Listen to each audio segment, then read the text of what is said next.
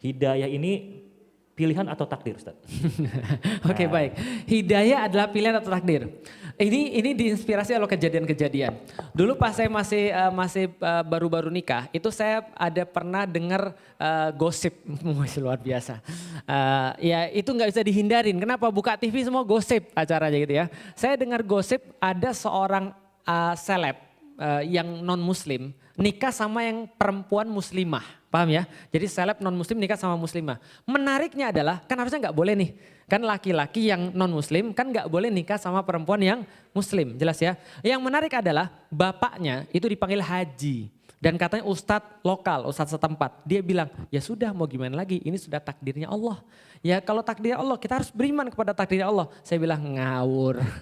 Kenapa ngawur? Itu bukan takdir. Kenapa? Nikah itu pilihan bukan takdir. Tiba-tiba Anda brojol kayak saya, Cina, sipit, itu takdir, paham teman sekalian.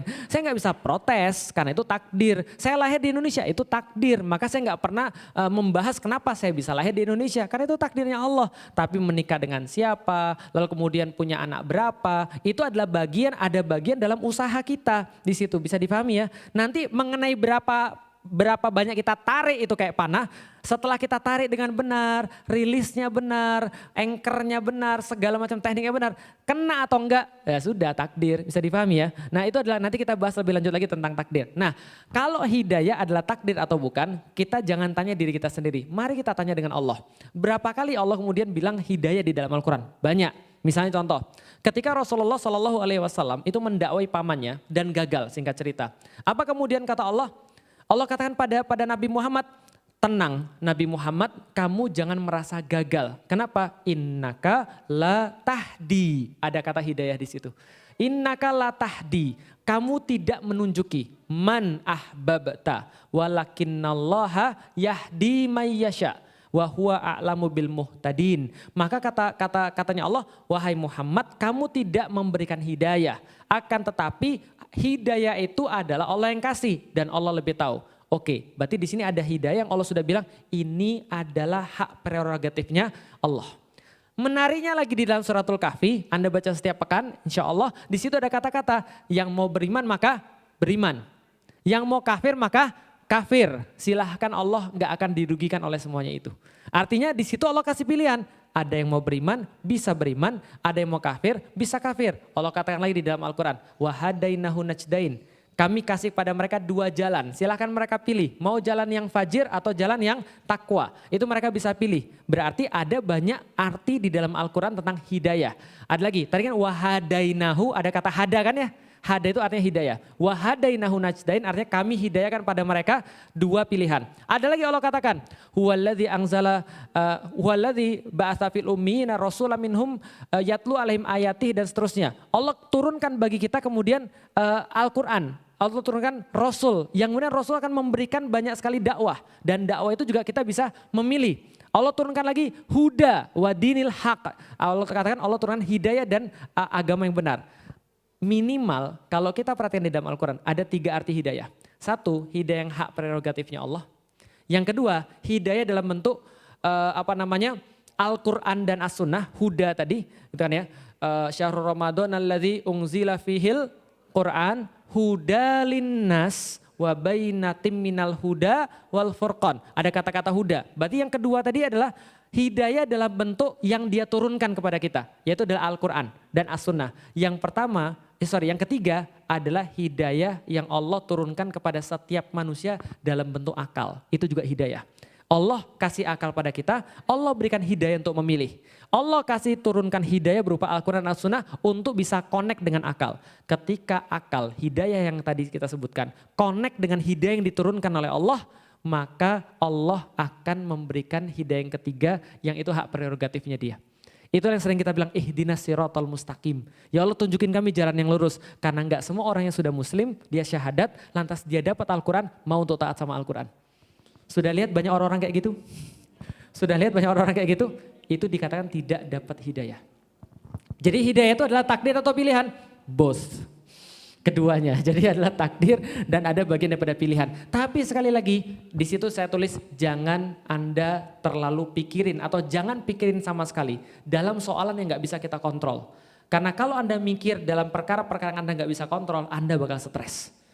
Paham ya? Contoh, perempuan nih biasanya, serius. Bahkan istri saya, bapaknya meninggal. Ketika bapaknya meninggal, kita baru pulang dari Turki, harus di karantina 5 hari karena kita adalah citizen yang taat gitu kan ya.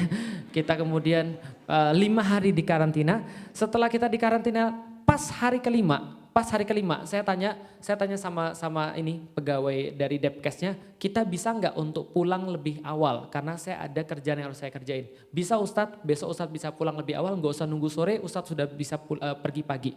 Alhamdulillah. Antum tahu kita dijadwalkan pergi hari itu pagi jam 7. Ternyata jam 3 kabar bapaknya meninggal. Lalu kemudian langsung pulang, mandi, ambil segala macam, langsung pergi ke Pati. Dari situ perjalanan dari Jakarta ke Pati, di perjalanan istri saya nggak ngomong, dia menangis. Saya bilang sama istri saya, Dek, Allah sudah ngasih banyak sekali kenikmatan pada kita. Coba bayangin, gimana kalau kabar bapak kita meninggal ini pas kita masih ada di Turki. Paham maksudnya? Dan kita nggak bisa apa-apa. Stres nggak sih kira-kira? Gimana kalau pas lagi di karantina? Yang kita nggak bisa keluar, lebih repot lagi kan? Gimana? Saya bilang Allah sudah baik banget ngatur kayak gini sama kita. Pas banget kita boleh keluar, hari ini kita keluar, di PCR negatif, kita bisa keluar, bapak meninggal dan coba bayangin Jakarta Pati itu 5 jam 45 menit. Saya nyetir, luar biasa kan? 5 jam 45 menit dan saya nggak berniat untuk ngulangi itu lagi, paham tuh sekalian.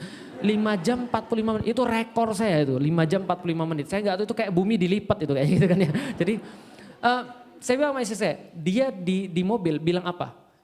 Andai bapak masuk ke rumah sakit lebih awal. Andai bapak dijenguk dokter lebih awal. Kayaknya dokternya mungkin udah lihat bapak, lalu kemudian gak ada harapan, jadi gak ada perlakuan. Saya bilang, Dek, istighfar. Kenapa? Itu perkataan-perkataan orang-orang yang gak memahami takdir. Paham maksudnya? Mau ngomong apa lagi? Itu sudah selesai, paham gak sih maksudnya? Antum mau mikirin apapun, itu gak akan bisa berubah, paham ya? Antum mikirin perkara-perkara antum gak bisa ubah, stres antum.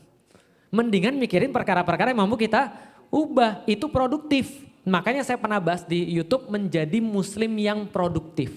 Yaitu adalah mikirin perkara-perkara yang harus dipikirin dan cuekin perkara-perkara yang gak usah harus dipikirin. Contoh misalnya, Ustadz nggak ini panas kupingnya diomongin orang terus, ya tinggal saya bilang sama dia, terus kalau saya panas juga mulut dia bisa berubah? Enggak, gitu kan ya. Ya udah, kita nggak usah mikirin mulut orang lain gitu. Nah tinggal mikirin mulut kita sendiri. Apa yang mau kita respon dengan keadaan seperti ini? Bisa dipahami ya? Islam tuh keren banget. Di situ saja, di titik itu saja saya udah bilang, Islam tuh udah nunjukin saya banyak banget. Untuk mikirin perkara yang mana, nggak usah pikirin perkara yang mana. Itu Islam udah keren banget bagi saya. Paham ya? Nah jadi kalau orang itu nurut Islam, hidupnya pasti produktif. Nggak akan dia disibukkan perkara-perkara yang ya nggak bisa move on, insecure dan segala macam. Sekarang kan banyak banget insecure kan ya? Gitu kan ya? Dan saya pikir apa sih yang antum insecurein gitu maksudnya?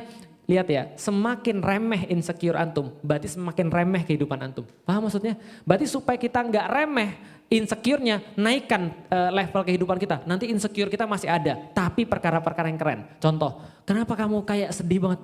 Aku tuh mikirin orang-orang di Palestina kapan mereka merdeka, asik gitu. Nah itu insecure yang sangat luar biasa gitu maksudnya. Saya tuh mikirin gimana cara biar sedekah saya nambah 5 kali lipat. Alhamdulillah luar biasa. Insecure perkara-perkara yang bermanfaat. Jadi itu tentang takdir.